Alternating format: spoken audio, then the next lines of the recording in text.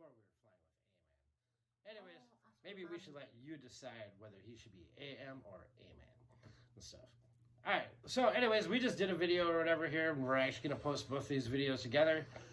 And I just want to touch base about the last video I did. We did.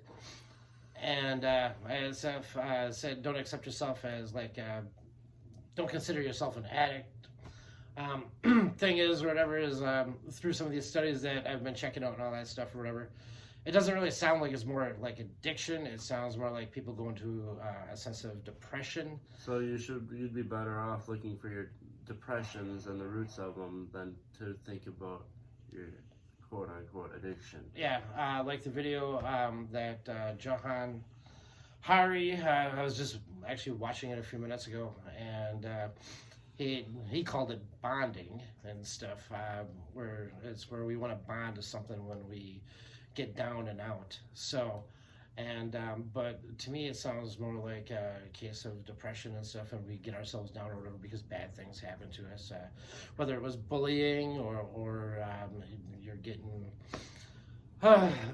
beat by your husband, or whether you're a kid that's going through a lot of stuff, and maybe you're getting bullied as a child, or maybe things just aren't going right. Maybe it's family, whatever it may be and stuff. So you turn to drugs as far as that goes. And and don't get me wrong, because I do think that there are addicts out there or whatever that just can't say no. And for me or whatever, it's about being strong in your head. You just got to say no, and you got to look to positive things or whatever to change that around.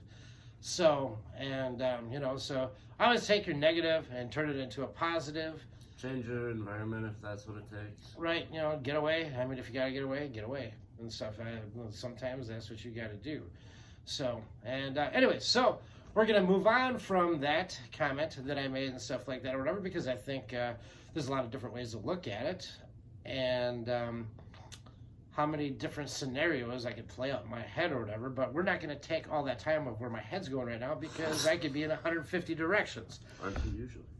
Yeah, pretty much, because I am really good at bouncing around on stuff. So we could be talking about one thing and all of a sudden, boom, I'll be on something else. Wham. Cuckoo. All right. Yeah, for Cocoa Puffs, right? Oh, cuckoo, so, not cocoa. Yeah, okay. Anyways, I could swear you look like Ronald McDonald. Anyways, McDonald cocoa for crack puffs. Okay, so there is the thing of Portugal as far as that goes, and I wanted to touch a little bit more on that, with like how they legalized everything and everything went down. All of their stuff went down 50% on the drugs being the drug use, and why they did that, and I think I can't say I completely agree with everything that Portugal did or whatever, but I can actually see why. And it's been proven somewhat, actually, extensively efficient at their goal. Right, and well, I think the main thing is what they did was the drugs that, after they went ahead and legalized it or whatever, the drugs were pure and stuff, so they weren't all chemical based or whatever by the time that they got to the people, and broken down with stuff or whatever, because of the point of the fact that they were actually, like, let's say heroin, they were actually using more breakdown substances than the actual heroin being pure. So, or lacing it with fentanyl because it was cheaper and made it stronger so that people would come back or die. Right, exactly. So, but then the other thing is, and I can see why they did this too, was they also eliminated the criminal aspect of it, because the guy that was making the stuff or growing this, growing drugs or whatever, he's no longer the guy making the profit. The government's the one making the profit. They're the ones that are controlling it. And so they eliminated the bad guy and stuff, and that way the black market that follows. Exactly. And then what they were able to do is go ahead and focus on making better programs for people and their addictions or bonding or depression, as we may say, and to get them back on track. And and in these programs or whatever, they complete the program, and then what they would do is they'd go ahead and help them find jobs and stuff to go ahead and change their environment and stuff, so that maybe they're not struggling for money or whatever, and to make them happier. So they would go ahead and pay half of this person's wages, and then the company that hires them or whatever, they'd pay the other half. And which not only helps out the person that's trying to find a job, but it also motivates the company to hire that person. Right, exactly, because they're saving money too, because they're only paying for half, like a year, So, and so that's pretty awesome that Portugal did that or whatever. So there's a lot of reasons why Portugal did what they did, and so I guess if I have to look at the whole thing or whatever, yeah, it's like I do agree and stuff. It's just like some of those hardcore drugs, I still have a hard time wrapping my head around it, but it does make sense. So, because it's like I'm against coke and I'm against heroin and those types of drugs because I think they're really, really bad for you, But what do I know and stuff? I don't use that stuff. And the farthest I ever went was cocaine, and that was like 20-something years ago. It was really, really bad. So. And it wasn't long term though. It was long enough though for me to learn a little bit enough about it. And after I got into a little bit of trouble, I stayed away from it. And I was just like, I didn't want to go back to it after I quit because it just sucked. So, anyways, so I'm going to suggest that you check out the Medical Psychology of Wisconsin.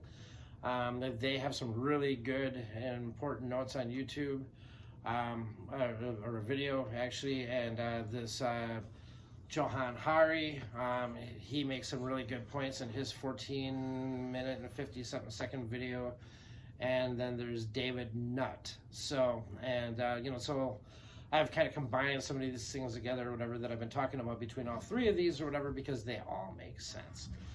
So, and then there's the aspect of, just picking yourself back up and moving forward. Don't look back,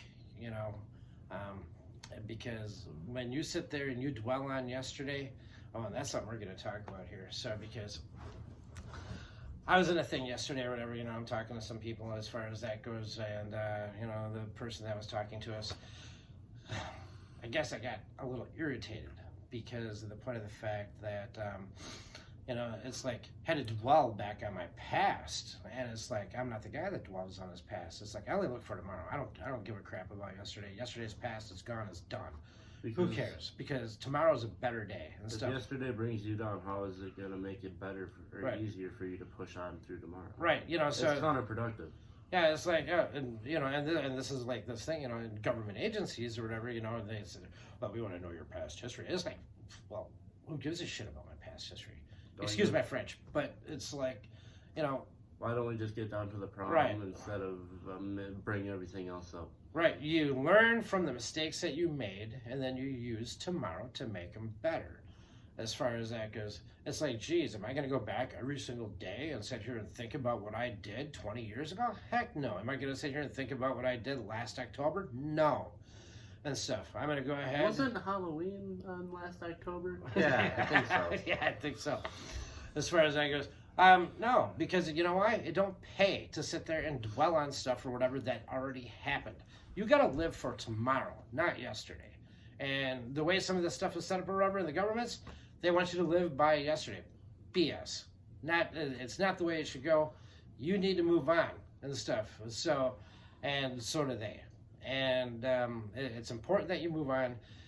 When you wake up tomorrow morning, you got to say, hey, what am I going to do today? What's going to make my day better? What's going to make my life better? And how am I going to associate myself or whatever to make my everything around me better and stuff, so that I can get away from how I'm feeling and stuff. And so, surround yourself with positive. And right now, like we're dealing with coronavirus or whatever. They're actually getting to the point now where they're talking about lifting some of the stipulations and all that stuff. And you know what though? There's a lot of people out of jobs right now, and a lot of people they just lost their jobs. You got businesses folded up because they can't afford to make it. And it's like, yeah, I understand that we're getting these stimulus checks or whatever and stuff to help out, but in some cases, whatever, it's just not going to be enough. And And so you're gonna have a lot more people going into depression right now and stuff, just because of the point of the fact of what we've got going on. And even if things do start opening back up or whatever, everybody's not going to be able to bounce right back into the market right off the bat, because it's going to be a jambalaya of things or whatever. I mean, if you lost your job, and there's companies hiring, how many people do you have applying for that job or whatever, just because of how many businesses folded? So, and it's going to be, and a lot of people are going to be struggling for money just to even open back up a business. So it's going to be hard getting started all back over again, whether you were self-employed or whether you were working for somebody that closed down. So the thing is don't let it drag you down and stuff. You just got to keep pushing, and until you can finally find something or get something opened up or whatever, get the funds to do that, whether you got to sell your soul in some ways. Mostly kind of rituals in this stuff. Yeah, we're more about the upper power that's upstairs than the power that's downstairs. So, and the thing is too, or whatever, that power that's downstairs, it just happens to be on both sides of the law. So, so we really have to watch our steps on how we follow that, because we do things or whatever on both sides of the law that just ain't right. Like legalizing or having drugs that are legal or whatever based off of racial prejudice. To me, that's something kind of stupid. And I'd like to know how in the hell that even happened. I'm still trying to wrap my head around how alcohol is legal. Especially. Oh, but then again, there were all those angry alcoholics back in the 1940s during Prohibition. Yeah, there's a lot of things about alcohol or whatever just not good, but yet that's legal. So it doesn't make any sense. So, and what is it that we just need a certain kind of fix? I don't know. I don't get it. So, I don't know. I don't drink. So, and either does he, so that's kind of one of those things or whatever. But so, all right, let's move on from that or whatever, and this is the thing too or whatever. One of the things I was going to talk about is like the inner city. I know it's hard to get away from the inner city. Big cities like Milwaukee, Chicago, New York. As far as that goes, if you got something really bad going on, a lot of bad things happen in these cities. We need to start providing more jobs to these people.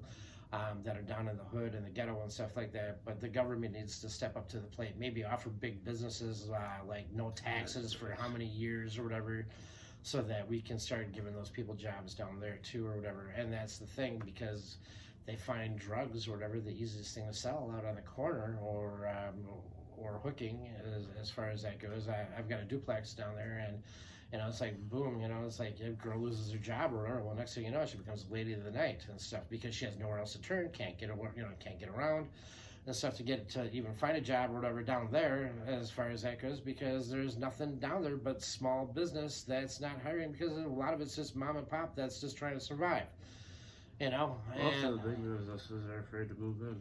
Yeah, big business afraid to move in, and and they don't. Why do they want to pay these outrageous taxes in these big cities or whatever, and to be down in the hood when they got to sit there and worry about their employees and getting robbed and this and that, and so a lot of safety concerns and stuff like that. So we need to do something about that, and the politicians need to get off their arses and take care of business. So, hate to jump on you, but you know what? But once the first step is taken, though, with giving them breaks so they can move their business in, smaller businesses will follow. Right. Which provides even more jobs for people. Right. And I know nobody wants to give up those free taxes, because we are a greedy, money-hungry society and stuff. And I know that a lot of people are going to like that I said that, but you know what? Everything evolves around money. I don't care what it is. Even though the economical benefits will come later and surpass what we already have established, short-term success is everything in a modern life, apparently. Absolutely. And stuff. And, so, yeah, it's going to be kind of a long-term haul, but it'll definitely be worth it. So, so you want to get drugs off the street or whatever in the bigger cities, you better start thinking about it, because guess what? Down in the hood areas, it's just going to get worse. In the ghetto, it's going to get worse. And stuff, especially right now in these kind of times with things that are going on or whatever, you're going to have a lot of bad stuff starting to happen. So, and maybe crime's been down or whatever during some of this COVID-19 stuff or whatever, but you know what, once we get opened back up, I think everything's going to break loose, and there's going to be some bad things happening. and maybe some things may get out of control. So, so we definitely we need to unite, get things together, and really get the ball rolling here, because it's been tough times, and you don't see a lot of things on the news or whatever that you really should see on the news, when you're down in some of those areas, you don't need a TV and stuff. You just walk outside and you got the show out the door. So, and it can actually be pretty sick. So, all right, so we're going to move on from that or whatever. And, I want to kind of get back into this thing or whatever about how we go ahead and associate ourselves with things about being told things that we can't do and about dwelling on our past and stuff or whatever. Don't dwell on your past. Just get moving forward and get the ball rolling and get out of whatever situation that you're in. And maybe even if you got to look to a higher power like us or whatever, we're spiritual. So, but that's a whole story in itself on how we became this way. I was actually born and raised Catholic and converted to Lutheran, and now all of a sudden I'm spiritual. All of a sudden. But all of a sudden. All of a sudden, yeah. Yeah. But we've had some spiritual things happen to us, and with spirits, and it's really kind of crazy stuff. We've done EVPs. And we've kind of connected with the spirit world. We can actually hook up to a device and they'll come right up and talk to us. As far as that goes, we've helped do crossovers, which is really, really crazy. Especially when you can feel the energy going. Right, and the thing is, whatever, it just happens to be that there's more spirits not crossing over anymore. And what happens is, I think what's going on is that they're afraid to cross over because they've learned that as a society we have taken the 10 Commandments and we have pretty much kicked them down the tubes, because the church has led us to believe that you can go to church and ask Jesus to forgive your sins and he will automatically, but that is not the case as far as that goes from what we've learned from doing EVPs. Jesus doesn't always forgive you if you keep going back and doing the same thing again. Look at it like this. Guy goes out and kills somebody, and he goes and asks or whatever for forgiveness. Do you really think he's going to get forgiven? No. Why? In the 10 Commandments it says thou shalt not kill. Maybe look up your commandments or whatever. So just think or whatever. Oh, and then there's the guy who's all religious, but then goes out and cheats on his wife. Right. Exactly. So just because you walk into a church for a half an hour to an hour a day, once a week, that does not mean that Jesus forgave your sins. So, and it's pretty intense with some of the EVPs that we've done. We've even asked about what Jesus Christ is to us. And the response that we got was that he was given to us for something to believe in. And I believe that and stuff. And if they believe that, I believe that, because we're hearing it from something else or whatever other than just somebody else telling us in a church. But the problem is, or whatever, is that the world's going bad and stuff. You may not sit here and think so or whatever, but come on, you got it on both sides of the government. And it's really kind of radically ridiculous that, a lot of these people think that they're doing a good thing or whatever and stuff or whatever, but then they go ahead and push for the farthest thing that they can do and stuff to stick it to somebody or whatever because of their own beliefs and not of what actually happened. So, I kind of think in some ways or whatever, our society has kind of become a joke and stuff. And don't get me wrong, I love, there's a lot of different people out there that I respect and stuff, and but we can't base things off of assumption. You can't base something or whatever that, unless you actually have the facts, don't assume and stuff, because that's just, assuming is just not right. So, and everything shouldn't be black and white either. I think when it comes down to things or whatever, we need to have all the facts on the table, the full color TV. Yeah, too many conflicts are caused. Right. Just due to assumption. Right. Exactly, and stuff. So, and so it's kind of messed up. And so, you know, and a little bit about the spirit thing. It's like, yeah, you know what? We've come to find out or whatever, spirits can be in the same room together or whatever, but they're actually kind of multi-dimensional.